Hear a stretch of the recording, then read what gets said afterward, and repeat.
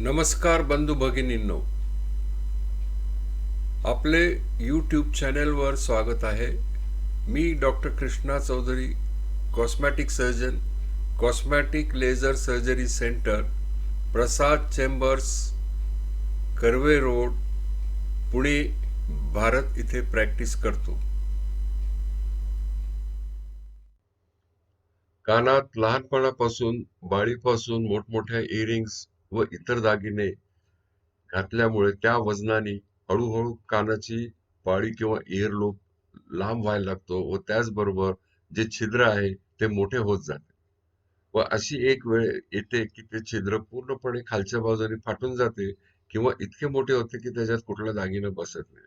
अशा वेळी आपल्याला हा जे छिद्र आहे, लांबलेले छिद्र आहे किंवा दुभंगलेले पाळी आहे, ती एकत्र आणून परत शिवावी लागते. किंचित भूल देऊन मधली जी कड आहे, ज्याच्यावर त्वचा आतमध्ये गेलेली आहे, दोन्ही बाजूनी ती कडून कट करून त्याला जखमी करण्यात येते व नंतर बारीक, अत्यंत बारीक सुचरिंग मटेरियलनी ते शिवण्यात येते. हे सर्व प्रोसेस किंचित भूल देऊन 1 तासाच्या आत पूर्ण होतो.